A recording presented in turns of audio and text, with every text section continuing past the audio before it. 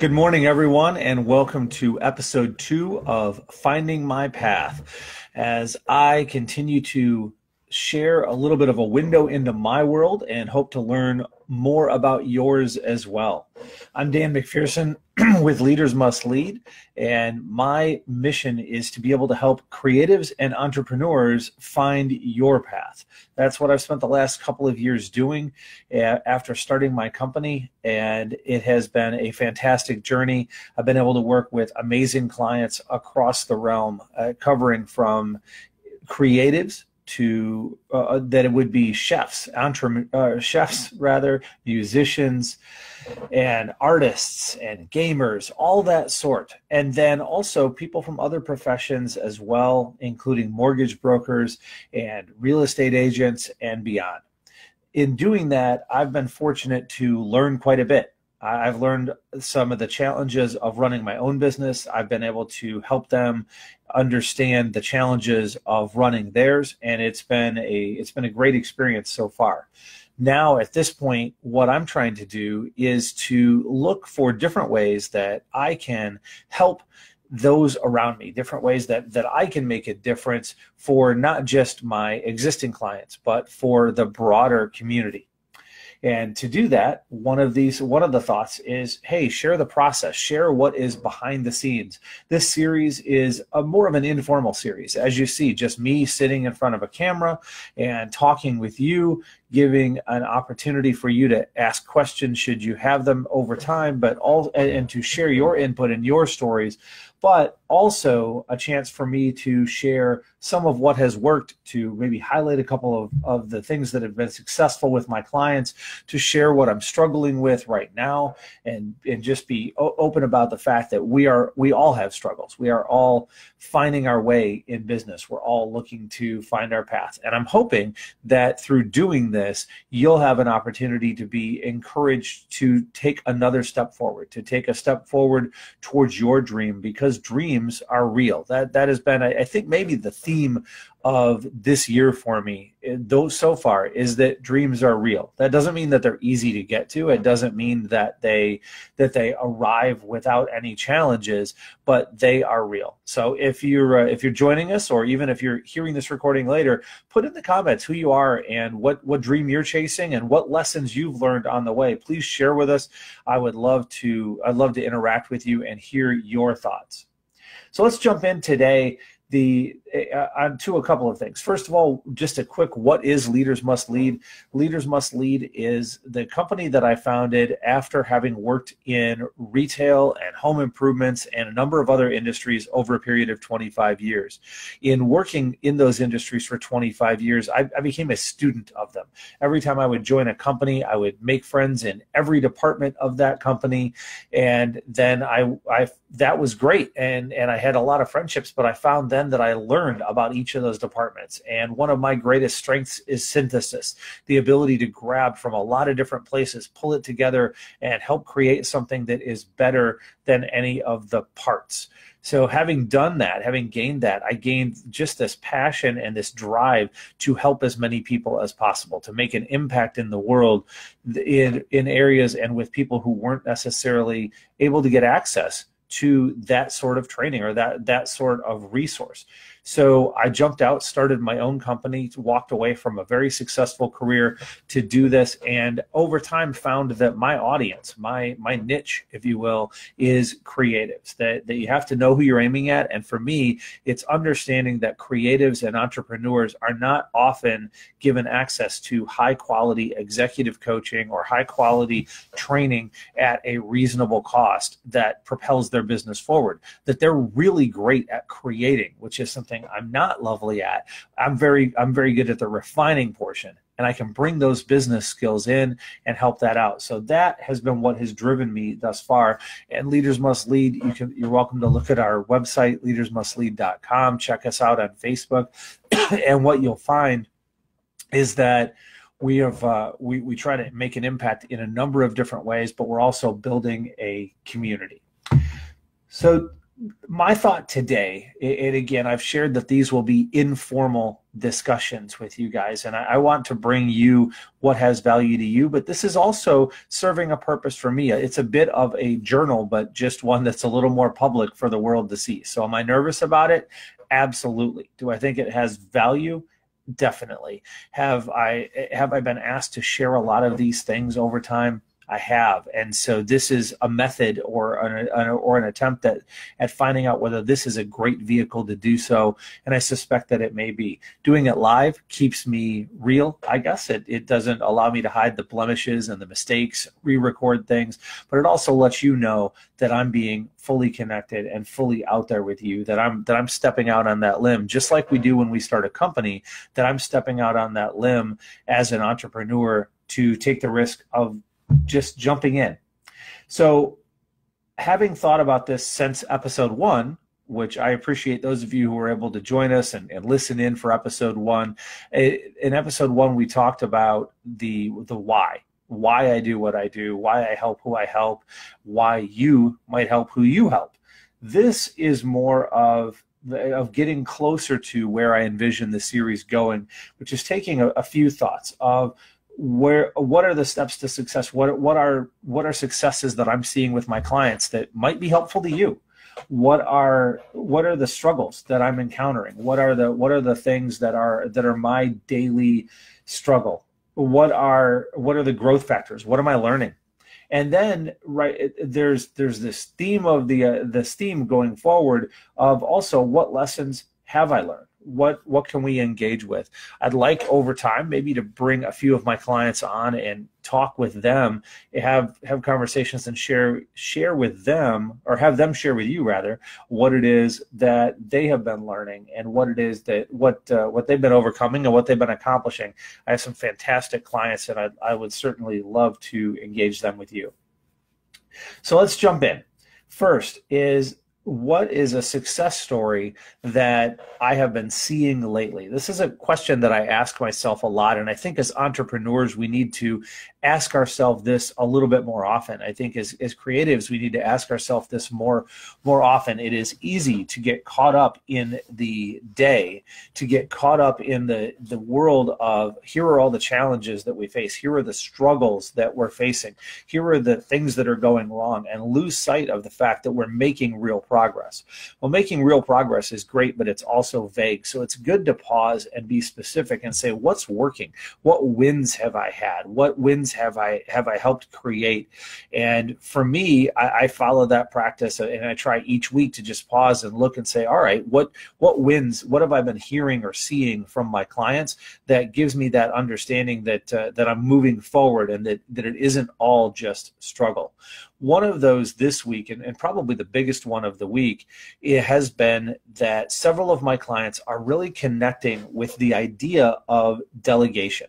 They're connecting with the idea that they can't do everything themselves, and in fact that they shouldn't do everything themselves. I'm really proud of I have a client in the medical field. I have a client in the services field, out in doing physical services, actually landscaping.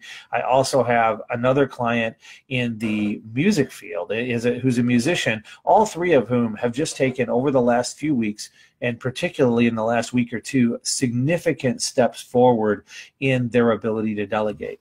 Now, I find with a lot of the entrepreneurs that I speak with, a lot of the creatives that I speak with, when we first start talking, delegation is a dirty word. It's a dirty word because, man, we have to do everything ourselves.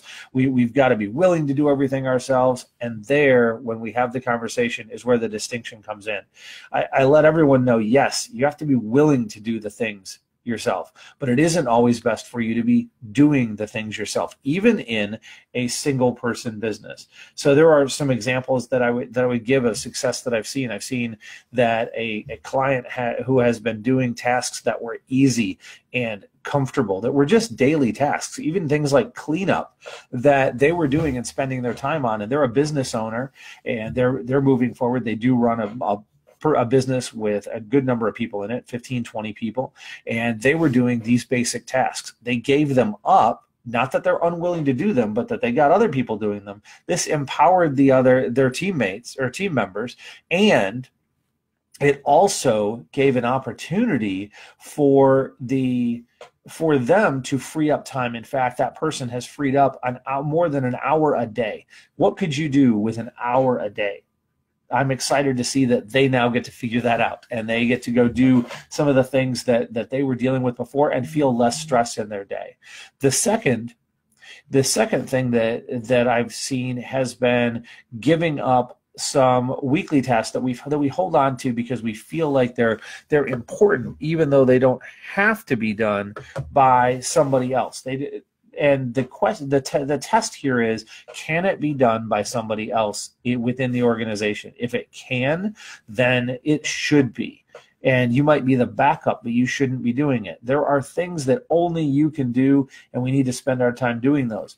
But there's also another category, and this is the one that applies to my sole owners, or to the individual musician, to the individual client who's like, look, who am I going to delegate to? I don't have anyone to delegate to. And this has maybe been the most exciting for me in some ways, which is connecting that we do have people we can give work to, and sometimes it makes sense to do that. I have explored over the last couple of years the world of virtual assistants. I have an amazing virtual assistant. They are Taskerly. They are based in the UK, and Joe and Charlotte and their team do an amazing job for me, have done great work, and have saved me a ton of time. Now, virtual assistants, if you're not familiar with what that means, that is someone who isn't physically present with you, but they do work remotely for you. And they can do that at any number of levels of access. They can write copy for you for ads, or for documents, or for internet posts. They can manage your website. They can edit video. There's any number of things that they can do. The question that comes up with a lot of my clients, and this is where the success comes from, is this next understanding. Why would I pay someone to do that if I don't have a lot of money? If I don't have a significant amount of money and I'm starting a new business, why am I going to pay somebody? Or how can I pay somebody to do these tasks? And the answer hit me a little bit like a 2x4 when I was early on in my business. What happened was, somebody asked me, they said, Dan, how long does it take you to do a task? So I thought about it, and at that time, I think we were talking about about managing the social media and getting things that were basic things that were posted out, not necessarily an individual post, but ones that we were scheduling ahead of time. And I wasn't fast at it, so the particular task we were talking about would take me 5 hours a week. The question that came to me then was, how long would it take the virtual assistant? As I investigated, I realized it would take them about an hour, because this is their skill set. They have the tools. They're efficient at it. So if I paid them, let's pick a middle number. Maybe I paid them $20 for that hour to do it. But it would have taken me 5 hours to do it. What was the value of my time? And before you get concerned about saying, well, it doesn't matter what the value of my time is if I don't have any money, think about this for a moment. In that 5 hours, could you have generated for your business, for your endeavor, whatever it is, could you have generated more than $20 worth of value? How much could you have generated in that 5 hours? The answer is generally going to be far more than what you're paying the virtual assistant. Now, I'm not saying that a virtual assistant is right for everyone, but I didn't think it was right for me, and it has been, and Taskerly has done a great job. They are at taskerly.co. If you do check them out and like them, let them know I sent you. They're a pretty amazing group of people. They're super friendly. They're super efficient, and they'll let you know exactly what they do. I went through a huge process of sorting down from over 100 down to a few, and then down specifically to them, and I've been very happy with that decision. But the idea here is that we all have people that we can have do things for us. Is there someone in your family that can help you with it? Is there a friend that there's a part that they're really good at? Is it a virtual assistant? Is it simply using services that we have, making sure that whatever applications that we have in our lives, like an application on your phone that could automate something? How do you make it more efficient? By delegating that task in some way or other. And that's been the success that my clients have seen in the last couple of weeks. And it's powerful. Over the next year, just for those 3 clients, it'll make a difference of hundreds of hours that they have available to do something else, and thousands of dollars saved and not to mention the stress that will be reduced in their lives. So then we talk about the success. The hard part for me is then I have to talk about the struggle. And the struggle for me, there's always a struggle, right? How do you walk through running a business, going through your day-to-day life, and not have something that you're struggling with? For me, narrowing this down was much harder than figuring out what success to talk about. It was more of saying, wow, which of the struggles that I'm dealing with right now as a business owner is the one that I can talk about today or should talk about today. The good news is I probably won't be lacking for any of those in any future episodes. I have a nice long list of, as I think most people who are running a business and even just going through life do. For me, the last week or so, the struggle as school has started, as I've dealt with some health issues with my family, has been finding the right balance. It's been, how do I find the right balance to make sure that I'm getting work done, that I'm providing really quality value to my clients, but also that I'm remembering that my health matters, that my family matters, and then not letting it get out of swing the other way. What I see with most business owners is that we struggle with the extremes. We'll go for weeks of just doing nothing but the business, and that'll be completely the mindset, and we'll give all of our hours and all of our energy and all of our focus to that at the complete ignorance of everything else in our life. And then it'll hit a breaking point. Either someone in the family will get upset, or our body will just kind of break down and give up, or whatever it may be, and we'll totally lose that balance, and we'll flip to the other side, and now it's all that and kind of screw the whole stuff with work, and I'll get back to that later, and we get this breakdown that causes us a lot of pain. I am guilty of that switch over many years. For the last few years, I've tried to moderate that. In doing so and getting into martial arts has really helped that. It just understanding the idea that consistency trumps intensity, and focusing on consistency and on being where I need to be, on having some degree of balance, on setting aside things and scheduling them. I schedule time with my family. I don't schedule it in detail, but I block it so that I make it important. And over the last week or two, I've really just struggled with this. I've felt a little bit overwhelmed. I felt like I have so many things to do that I started to lose perspective of it. And so I did a little one extreme to the other over the last week, and I lost the holiday weekend for it, as my body just said, nope, you've been ignoring me a little too much. And I had a cold, and I ended up not feeling well. And so now I've spent this week recovering. And I guess the what I would share with you is that I'm struggling with this. I'm guessing some of you are as well. And if you are, just beware of the extremes, because the extremes will cost you not only that flip back and forth and that pain and that stress that goes with it, but they can cost you a time of recovery as well. And it ends up costing you far more time than it saves you. So it is easy to drop into that strong focus on one thing and ignore the other. My encouragement to you is to be sure that you are not doing that. What are you struggling with? What is in your sights right now? What is something that you are having that sort of hits you upside the head, and you say, hey man, right now, this day, this week, this is what I am struggling with? For me, after I focus on the struggle, I've got to get back to how do I move forward. Most of you who know me and have heard me talk before would understand that I follow a couple of basic daily practices. One of them is gratitude. Every morning I write down three non-repetitive things that I am grateful for. I find that to be powerful and helpful. I find that it engages me over time, but I also find that it changes my attitude 10, 12, 14 hours later and keeps my perspective balanced. So I do that. I spend that 2.5 minutes. At night, I spend 2.5 minutes writing down how I got better or how I grew today. And in doing that, it keeps me a little bit focused on where I'm at and on what I've gained, but it also inspires me to take steps during the day to keep learning.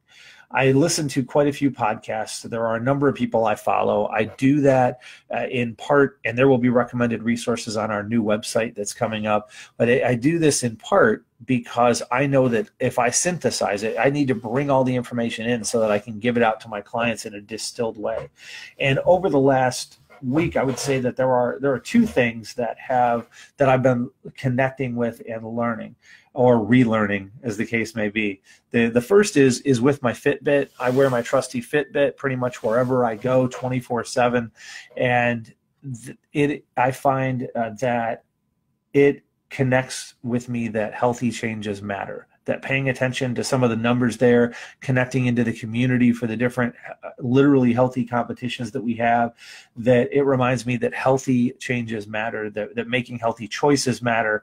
And that's something that I've been reminded of, something I've been directly learning that it has been new information, has been from one of the podcasts I listen to, which is called How I Built This with Guy Raz.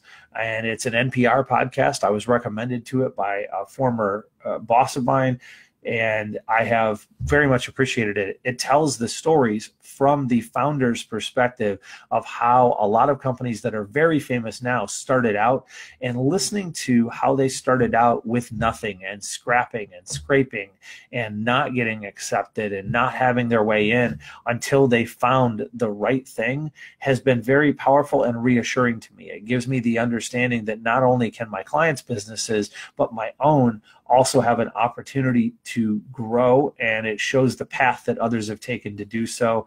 It's one of the podcasts that I definitely recommend. It's a quick listen. Each of the podcasts, especially if you speed up the rate you listen to them at to maybe 1.3 or 1.4, you'll listen to it in a little over 20 minutes, and it's a great story and a great interview.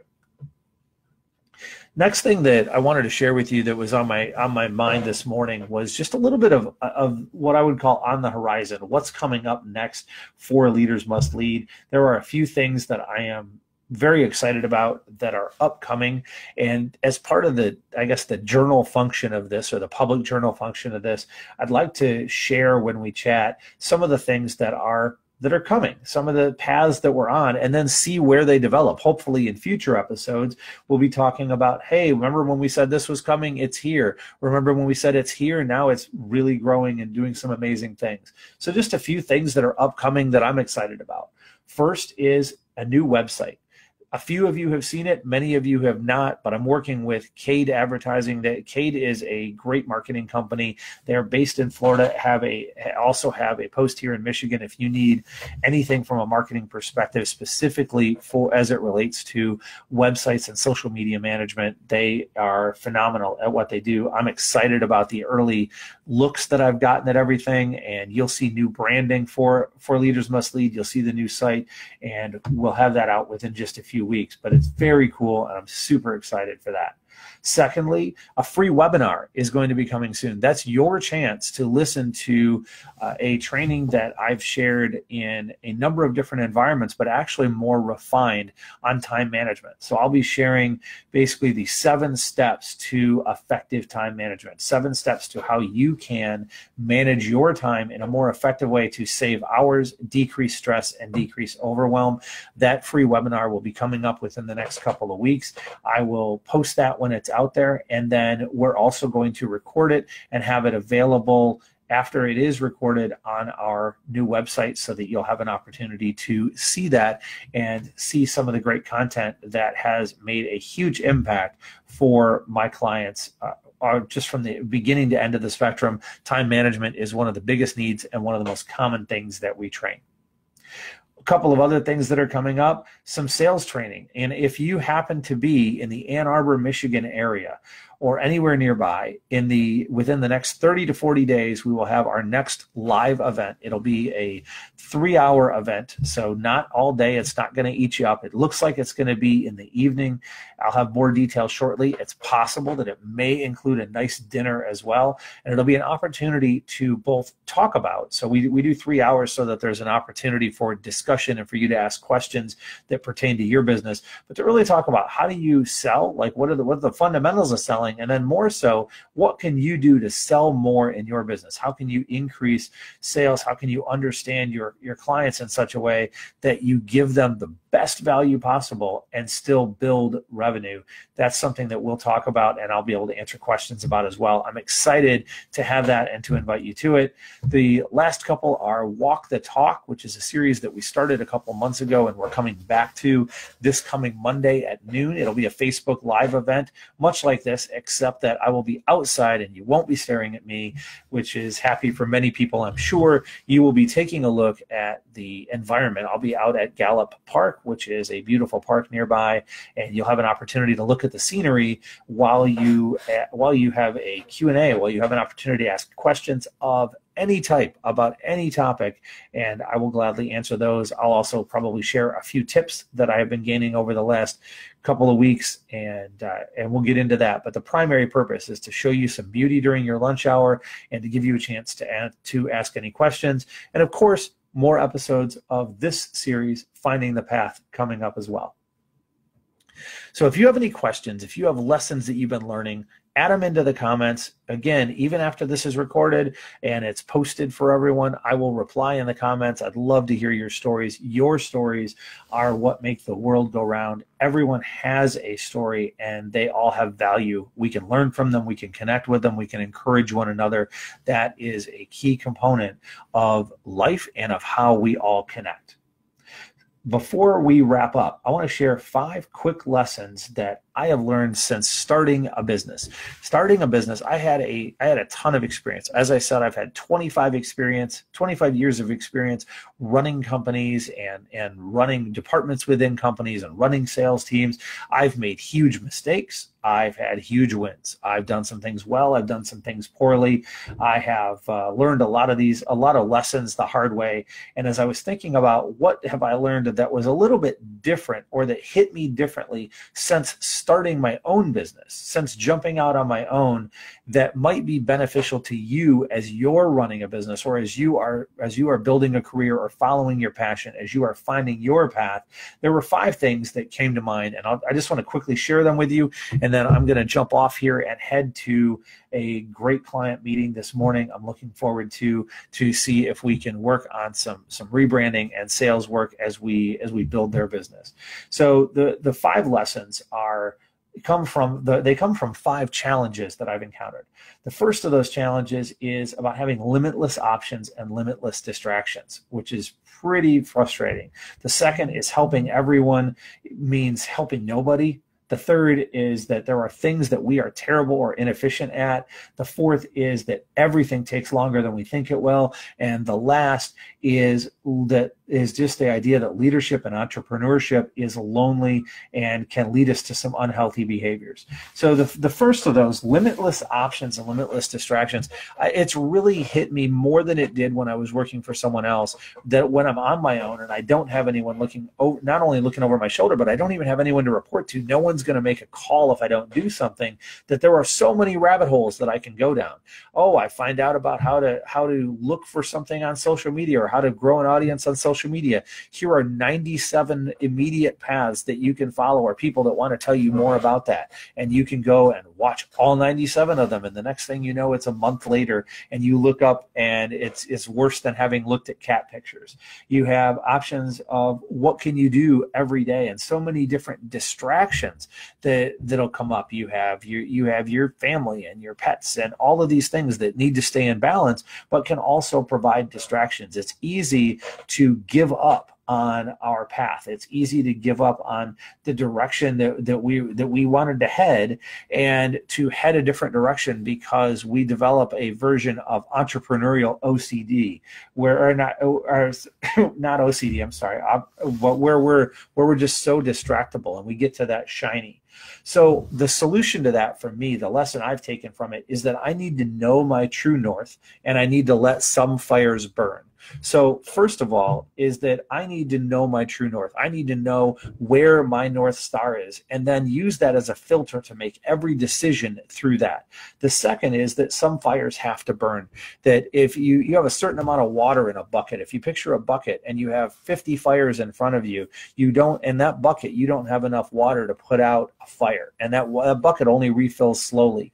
So you can't put out 50 fires. You have to pick one and dump your water on that, but be strategic about the one you pick. Kind of consider your true north, make a decision based upon what's going on there, and say, all right, is this the fire that if I put it out, it will help the others go out and make it easier? That's been a lesson that has been really reinforced with me. I had encountered it in business to a degree, but not nearly the same as I have in running my own. The second is that helping everyone is helping nobody. This was maybe my hardest lesson. For most of my life, I've wanted to help everyone. I've wanted to do everything that I could to make the biggest impact possible with the largest number of people. And so when I started my business, I heard everyone saying, oh, you have to narrow down, you have to know your niche. And frankly, I thought it was BS. I thought, man, I've got the skills, I've got the experience, I can help a lot of people. And so I went out and I tried to help everybody. The answer is, if you do that, just like if you try to do everything, you're going to accomplish nothing. If you try to help everybody, you're going to help nobody. I found that you really do have to know your niche, and I had to know my niche. And thankfully, I now can say I clearly know my niche. It is creatives and entrepreneurs. It is aimed very specifically in the worlds of music and art and gaming, all of the creative worlds, and helping those who do not have access to the type of things that I'm providing in another way, and making it completely accessible. That's my niche. The second half of that, though, is that within your niche, you have to solve a problem. If there's not a need for you, for what you do, then it doesn't matter. If you're not solving a problem, then you're still helping nobody. So to help the most amount of people, you need to narrow down your niche and you need to solve a problem.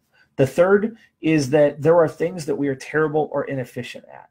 And for me, I'm pretty terrible at a number of technical things. I am horrible at anything having to do with video that I have to go and edit. I find that while I have a lot of good concepts and a lot of good content, that taking the time to write it, I'm a little bit more slowly, but I'm mostly terrible at anything that is creative or visual. The good news is I have a lot of clients and a lot of friends, and also a lot of contacts on my virtual assistant who are really good at that. So I had to figure out in that first few months that I didn't really know my role, and I didn't understand what my role was. So first, earlier, I learned my true north.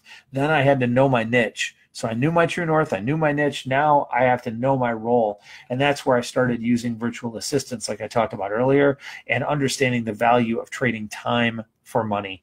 And I would gladly do that so that I can apply the things that I'm great at, that can leverage the business forward in a positive way without taking away from anyone else, and give away the things where I can that I'm inefficient or terrible at. Then the fourth, everything takes longer. What does that mean? That means that as I've discovered, anything that we want to do takes longer than we think that it will. If you think that you're going to have a conversation with somebody in 5 minutes, it's probably a 10-minute conversation. If you think that it's going to take you a certain amount of time to get a permit, it's typically going to take you twice that long or 1.5 times that long. Everyone has a factor. And I teach in the time management training that we provide that you should learn your factor. I have learned mine, and I've learned that there are really a couple of different versions of it depending on the length of the task. When I started, my factor was really high. It might have been a 3, 4, 5. It was tremendously high. Now my factor is much lower, and I estimate time costs in a much better way. This is an essential skill that you have to develop. Once you know your factor, now plan flex time, because things go wrong. That's a second category I've really had to reinforce. I've known this for a while. This one was a reinforcement that when I make a schedule, I need to leave a half-hour break here or an hour break here for the things that go wrong to be able to recover. Also, I've had to remember to make better use of my calendar, to batch things. One of the top skills I teach initially to my clients is to batch items. If you're going to make a bunch of phone calls, make them all in one spot. If you are going to have to do a certain type of task, get it all together. Don't spread it out. You'll save a tremendous amount of time doing that. And I had to become much more efficient at scheduling. So I had to know my factor and then plan based upon that.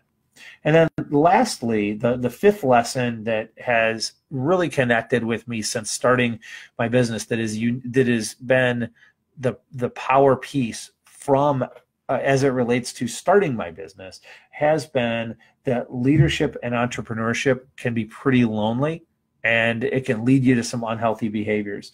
I meet so many people that have started their own business that they're just struggling. They're alone. The guys who have partners have it in some ways much easier. There are challenges that come with that, but even so, they will feel as a pair or as a group, they will feel lonely, like they're the only ones in the world that understand what's going on and doing what they do.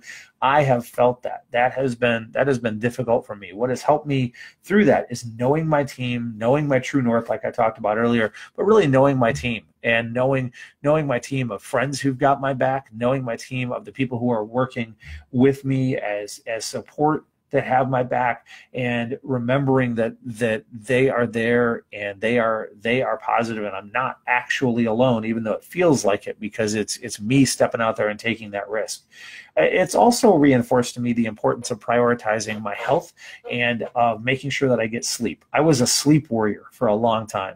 I was the one who said, man, you can get by on 3 hours a night. I did it. I did 3 hours a night through college. I did 5 hours a night, 4.5, 5 hours a night for a lot of my working life. After I started the company, I took a month and I just slept as much as my body wanted to, and I found something crazy. I found out that I can now do, with the appropriate amount of sleep, and I was very efficient before, but I found I can now do the amount of work in 40 hours that I was doing in 60 before. So it cost me about 10 or 15 more hours of time in bed, but I actually picked up an extra 10. So that has made a huge difference in my world, in my stress level, in my decision making, and making sure that I understand that I need to prioritize my health in some ways, at least, as a responsible business owner. So those are the lessons that I've learned today. Those are some of the things that have been on my heart and that I've been struggling with, and that I've seen some successes with. I hope that this has been of benefit to you and you're able to grab a few of these and move 1% forward. I look forward to speaking with you soon. Episode 3 is going to be this coming week, and I encourage you to turn in. We'll do one in the later part of the day and one in the morning each week. And I'd love to have your questions. I'd love to have your comments and engagement to connect with and to hear what you'd like to see in this. But most of all, I just hope that in some way this episode helps you find your path. Thank you, and have a fantastic weekend.